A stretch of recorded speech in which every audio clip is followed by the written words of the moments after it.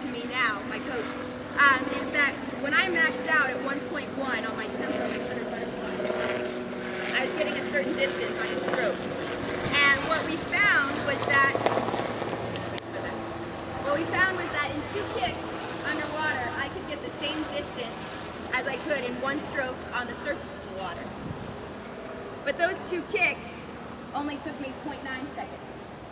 So every time I was able to trade off 2 kicks underwater for, instead of doing 1 stroke on the surface, I was able to save 2/10. And so that was really the advantage. It wasn't anything magical. It wasn't just that, yes, I'm particularly talented at the underwater kick, but it really was an equation. And so I was saving time going the same distance in less time compared to swimming on the surface. And so I think that's interesting to know, because a lot of people maybe don't always know why the underwater kick is faster, and maybe why some people are particularly faster, and then there are others that are just better getting up on the surface. And so I know that there's always been, there's always been debate and controversy surrounding that. But for me, that was the real benefit. And I swim underwater kick in, I would say, an unusual way than most people have taught it over the last decade. And that is, I use my whole body. And I literally kick from my fingertips all the way down to my toes, using my whole body. And the reason that I do that is because that is the way I was able to get the best matchup. That is why I was able to get the distance per kick underwater to match up with a surface stroke, but in less time. And so when you're looking at the underwater kick, you really have to make the comparison. And some swimmers are different. I mean, I look back at some of the old-time backstrokers, Jeff Rouse, Brian Retterer. I mean, they did a really fast, small dolphin kick from their hips and their ribs down. And they were very, very successful at it. And so I don't know exactly what the numbers and the specifics were in their matchups. I simply know mine. But I think it's good to understand why it's effective, and particularly I can talk from my own experience of why it was effective for me. So one of the things that we learned in this process, and for those of you who are familiar, I also, besides kicking from my fingertips to my toes, I also kick underwater on my side. And how this came about was Bob was reading an article in Scientific American magazine, and this article describes the way that fish swim under the water. And basically what happens, and you've probably heard a similar story to this, but the article described that when a fish flips its tail in one direction, it creates a vortex or whirlpool that spins one way. When a fish flips its tail in the opposite direction, it creates another vortex or whirlpool that spins the opposite way. And it's when these 2 whirlpools or vortices hit together, that's what makes the fish go forward. Well, this was a few months before Olympic trials in 1996, and Bob was always looking for ways that I could go faster, and he thought, well, isn't that exactly what happens when Misty's kicking underwater dolphin kick? And so at the time, I was swimming 30 meters underwater on my start in the 100-meter butterfly, but I was doing it on my front. So I still remember the day at Christmas training he came in with, and he'll forgive me for saying this, but he owned his own facility, so his house was on property. So he'd roll out of bed for morning workout with his hair kind of messed up and a piece of paper with something scribbled on it, and he'd run out to the pool for morning workout and say, "You've got to try this, you've got to try this." And I'd be like, again, something else I got to try. And but I always knew he had a reason behind it. So that practice, he said, "I want you to do all your underwaters on your side." And I said, okay. And so the first time, I dove in and I did it, and I ended up about 3 lanes over. So I didn't know how to steer on my side, but then I figured that part out. And when we looked at the watch, I was faster than what I normally am in practice, just a few tenths, but it was still faster. And when I got out, he handed me the article. And basically the theory he had was that depending on the size of the vortices, if you're on your front, they can be interrupted by the bottom of the pool and by the surface of the water. But if you're on your side, unless of course you're in lane 1 or lane 8, but if you're on your side, then they have more room to spin, so you can get the full power from the whirlpools that you're creating. So, true to Bob's style, we did a Mr. Wizard kind of experiment, and we rubber banded a plastic tube from my fingertips all the way to my heels, and We filled it with just food coloring from the grocery store, and I held my thumb over it like a straw so I could, keep it all in there, and I went into the pool, and Bob stood on a diving board with video camera. I pushed off on my side, let my thumb off the straw so the dye would go out by my feet, and I did my underwater dolphin kick, and the dye actually went into the whirlpool. And I'd love to show it to you, but it's on VHS tape. And this is that long ago. And the quality's not very good. But you can see that the vortices get to be over 4 feet in diameter. So they were a lot bigger than even Bob had speculated at the time. And so once we realized that, we thought we were definitely onto something. And I've been swimming on my side ever since. And we actually even sent the video into these scientists at MIT who had written the article for Scientific American and said, can you tell us if we're interpreting this correctly? And explained it to them. And the first thing they said was, well, we didn't know human beings did this. But theoretically, yes, you're on the right track. What you've explained to us is that, yes, you would be faster on your side. And so that is why I swim underwater on my side.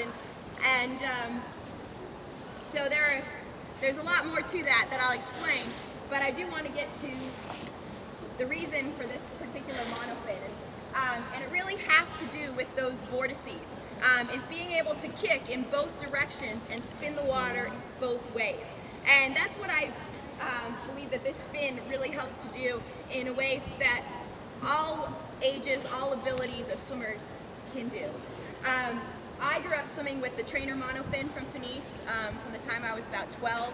I trained about 1,000 meters with that at least a day, sometimes more than that, both on the surface with the front mount snorkel, but also doing underwater hypoxic work. But one of the challenges with that, of course, as Tim mentioned, was in order to be able to do that effectively, you have to have incredible core strength, and you have to have a lot of flexibility. It puts a lot of stress on your joints, your back, and your ankles, and things like that. And for advanced swimmers, it's fantastic. But for the younger swimmers who maybe aren't quite there yet, this fin is the answer. Because you can have all your swimmers, all your younger swimmers can be in with it. You don't have to worry about their joints or their back or anything, putting a lot of stress on that. And what it particularly does is it helps the swimmer to create what we call the foil motion, and that's why this is called the foil monofin, is that it helps to have the foil that creates the spin both when the swimmer kicks down and when they kick up. And so the swimmer, in fact, in order to use the fin, you have to kick in both directions, or you really won't go anywhere. And so it's a great developmental fin for all ages and all levels to really work on both sides of the kick and spinning the water in both directions. So I have a lot more information to share with you, but I do want to start demoing a little bit. Particularly when I do the underwater kick, it's not meant to be human. As those scientists said, it's one of the things I picture when I'm swimming on my side is that, this sounds kind of silly, but like I have an eyeball here in the front of my forehead, I have an eyeball here in the back of my head, and the top of my streamline is the nose of the fish. And that I'm literally swimming side to side as a fish would, as opposed to having a front and a back. And so my goal is to be as symmetrical as possible so that I'm spinning the water all the way, let me get out and show you this, all the way from my fingertips down to my toes. So if I'm in a streamline, what I'm picturing is that as I kick forward, the water is starting to spin from the tip of my fingers down my feet this direction, and at the same time it's spinning down the back of my body this way. When I explain it to kids as I'm coaching, I call it a vertical hula hoop. So you're trying to vertically hula hoop the water down your body on both sides. And you want it to be symmetrical, which is a very hard thing for a lot of swimmers to grasp, because we're so used to having the down kick and understanding that as the propulsive part of the kick. So I'm going to really exaggerate that motion of using my whole body and kicking in both directions. And what I'll do is I'll try, hopefully I won't run into the wall here. I was trying in warm-up to figure out how to navigate this pool a little bit. But I'll try to go along the edge so that you can all see me. And just for the record, I can't hold my breath quite as long as I used to.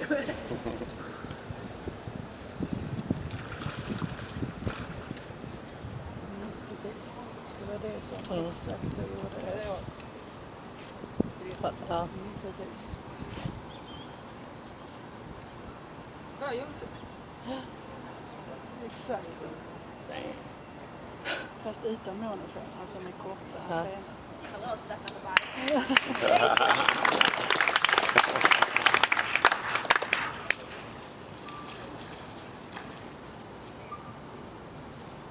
Fast hon gjorde ännu större, måste jag säga. Alltså hon höll 2 meter exakt. Liksom. Hon var nästan fram.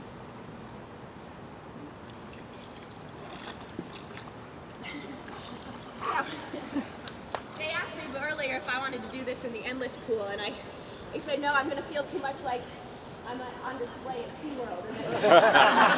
Feeding me fish, so I opted for the pool, but it still feels the same.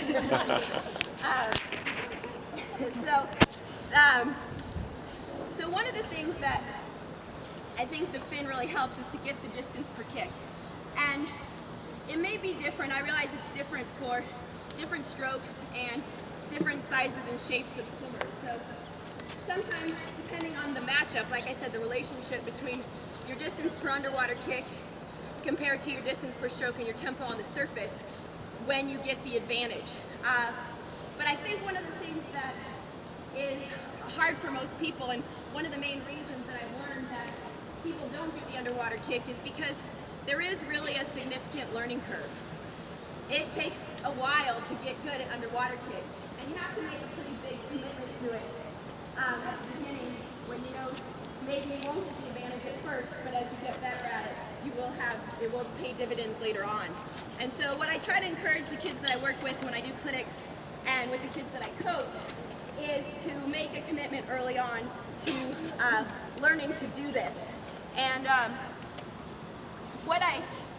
the main way that I think that I learned to get good at the underwater kick was by being consistent and disciplined.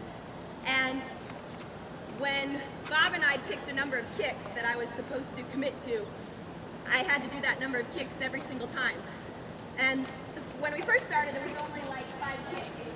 But every time I pushed off for a lengthy butterfly, whether I was doing a 400, a 25, or 1,000, I had to do 5 kicks off the wall. And I had to commit to that. And eventually we got to where I was doing that also in freestyle and backstroke. And then once 5 became easy, we added 1. It went to 6. Went 6, and I built up gradually to where I was able to do a lot more. One of the things, we have what I call underwater warrior rules. And at Stanford, that's what we called the girls like Catherine Fox and myself that won most of our NC2A races underwater. And we were called the Underwater Warriors. And so Richard would always say, okay, Underwater Warriors, this is your set. And we'd go off and do our own deal. But one of the things, there are a couple of kind of main rules that I've learned over time with that. And the first one is that you have to count your kicks. You have to know what number you're going to do. And that, at first the kids think it's going to be hard. And they're like, you want me to count too? I got to think about the set, I got to think about my interval, I got to think about this. The truth is that after a while of counting, it becomes automatic. And I always tell the kids, like, you can still sing your Justin Bieber song, you can still make an interval, and I promise you, in your subconscious, you will still be counting your kicks once you get good at this.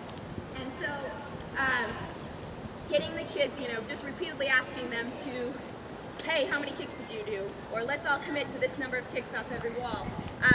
That's the first part of the battle, is just getting them to count and commit to that certain number. After that, and it's really important too, even in a race, for them to be able to count, because you want to be able to adjust.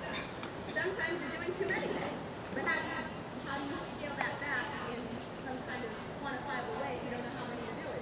I just went as far as I could. Well, you have to be able to have a number so you can scale it back, and at the same time, if you want to add kicks. So it's really important to count, first of all. The second reason counting is so important comes to my second rule, and that is that you really want to kick in practice practice, do in practice 2 more kicks than what you're going to do in a meet. And the reason for that is because a lot of people get really good at doing the underwater kick off the walls, and turn around and get everybody here. But a lot of people are good at pushing off underwater and having a good underwater kick, but where they lose speed is on the transition from underwater to the surface. And probably all you, coaches are nodding their head. Yes, I've seen this a million times. And part of that is that you have to maintain your momentum from the wall through the underwater kick and be able to actually accelerate to the surface as opposed to slowing down. And so what Bob and I found over time is that if we were training 2 more kicks in practice than what we were going to do in a meet, it was much easier, especially on that last turn of a 200 fly, to carry that momentum all the way through to the first stroke. So it's the +2 rule, and it helps if you're counting so you can know if you're doing +2. So those are our underwater warrior rules. Now, with the fin, as I mentioned, we were talking about doing, particularly working on distance per kick. But really, the key to being able to do good underwater kick has to do with managing also the amplitude and the width of the kick. And that can vary a lot depending on the person and depending on the race. I would have a different amplitude or width of the kick than in the 100 butterfly than I would in a 200 butterfly. And so one of the things that I really like to do with the monofin is I always start the kids off with a very wide, exaggerated kick, like I just showed all of you. And I know sometimes you run into problems with that because the kids think, oh, well, that's how I should kick in the race. Well, you have to make it real clear to them that the main reason that you want to do the wide kick, at least in my opinion, is that it's hard for them to, or for most swimmers to learn to use all of those muscles in their whole body. When I'm swimming, like I showed you, it's unique. It's a different feeling, and so I find that it's easier to feel that motion when you do a very, very wide kick. And you can always narrow up the amplitude. That's easy to do. You can always make it smaller and faster and tighter. But you want to be able to have the range and learn to use those muscles in the wider range, because I think you have a better chance of getting a beneficial matchup on the distance per kick. So what I like to do a lot of times is start with a very wide number of kicks, have the kids usually doing whips with the monofin across. It can be, 4 or 6 lanes are ideal for whips across underwater underneath the lane lines. But even if you're 8 lanes, it's a shorter distance than 25 yards, and particularly if you're in a long course pool, what I find is it's best to do short distances with the fin in order to learn the technique of the underwater line. And so the first thing I like to start off with them is to have them do the exaggerated, really wide kick. I tell them to be a fish. They can decide if they want to be a clownfish like Nemo or, or a tuna, and they think it's so funny. And see how wide and how few kicks you can take to get across one width of the pool. And then, of course, you can go through all the variations that you know of doing build-ups and doing very fast, smaller kicks. And I explain to them that really, when you go fast, you do want to have a smaller, tighter amplitude, but you want to be able to maintain some of the distance per kick. And one of the other parts of the amplitude part of this is that when we're talking about the transition of accelerating into the first stroke, one of the things that I think is really important is that what you want to do is, as you're coming to the surface, the way you maintain the speed and the way you accelerate into that first stroke is that the amplitude does actually get smaller and faster, even within a breakout. You can 6 kicks or 8 kicks off the wall to start out larger and get smaller and tighter as you come in to explode into that first stroke. So I caught myself talking a little too much, so let me get to some more swimming. What I'll do is I'll do some whips across this direction here.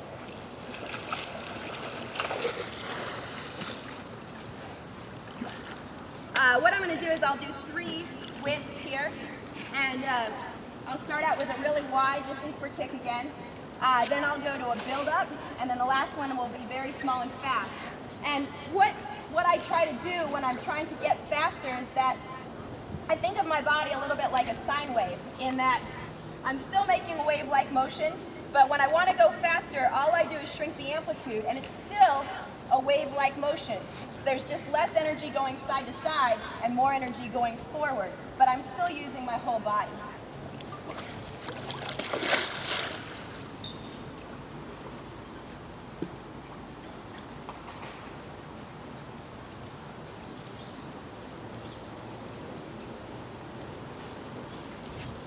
All right, so this one will be a build-up.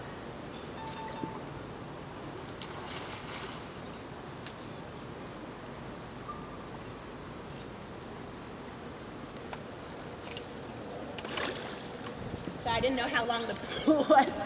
No way of judging where the wall was coming. All right, I'll try to do a fast one without breaking any fingers here.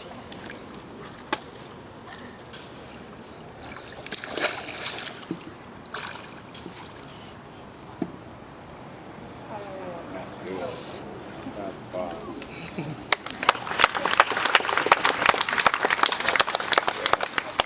The fun thing about the underwater kick is that, or at least the fun part for me growing up, was that the underwater kick is much more consistent than the surface swimming. And I found that whether I was tapered or I was training hard, my underwater kick was much more consistent than my stroke. So I could swim fast in season and at dual meets in college and in high school. I could swim faster than a lot of people because so much of my race was underwater. And what I found is, you can tell I don't train that much anymore. But what I found is that even as I've been retired, one of the things that I can still do is the underwater kick. And so on a good day, I can still dive an 11.9 45 yard underwater with one stroke. So that's 6 years out of training. So I think that's pretty good. But a lot of the sets that I did growing up, I know you're probably curious. One of the main sets that we did pretty regularly, almost daily, was 20-25s underwater with the monofin on 30 seconds. And they were all holding your breath the whole time. We'd start out the season where we'd do 4 sets of 5. So 4 sets of 5 25s on 30 seconds underwater. Then we'd take a minute rest and we'd do each set. Then middle of the season we'd be to 2 sets of 10. By the end of the season, trying to make all 20 in a row. And then when I got ready for nationals, then I had to start taking off the fin for part of that set. So it was always a progression, but it wasn't anything, outrageous. A lot of it was just repeats. There wasn't really kind of a magic secret thing that would blow your mind about a kind of set we did. A lot of it was just having the discipline to practice it every day. And so that was something I did quite often.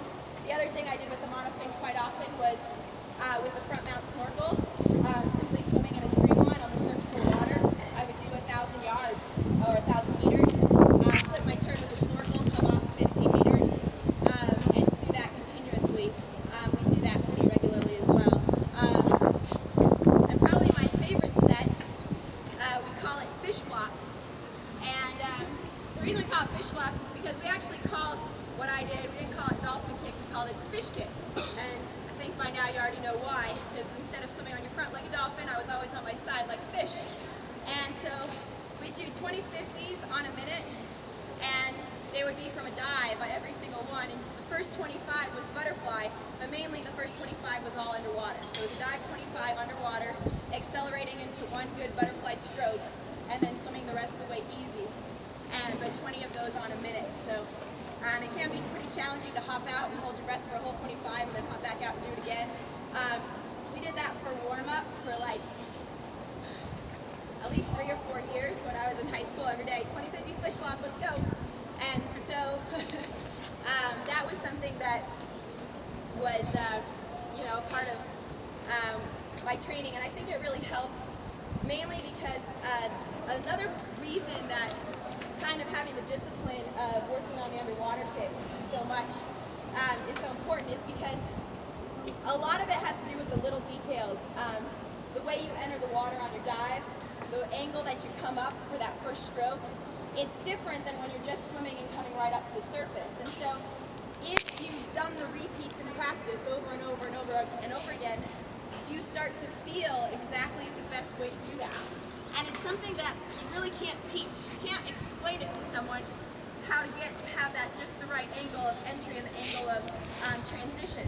It comes from doing it over and over again in practice. And so I think that was one of the reasons that we did the 2050s fish flop so often from a dive, is that I was really perfecting, for me, and I know I did a little bit different dive for those of you who remember than a lot of people, but it really was to set up the angle of entry for my underwater dolphin kick, and I got really, really good at maximizing those angles from the repetitiveness, and that was really what it came down to. So, so yeah, those are a lot of the sets that we did. And fish flops that with the monofin? no, actually the fish flops were without the monofin. That's a good question. You said it was easy on the way back on freestyle? Yeah, easy on freestyle coming back. Yeah, for the second part. Yep. It's also really great with the monofin.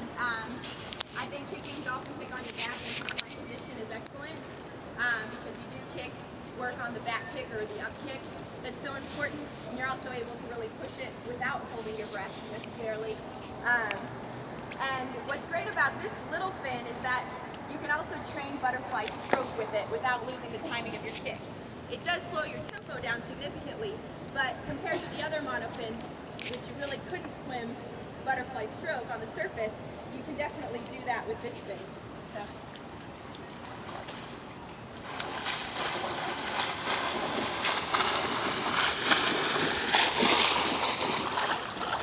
So the other thing that a lot of people are doing now, and I'm not an expert by any means on this, but they're using it a lot for breaststroke.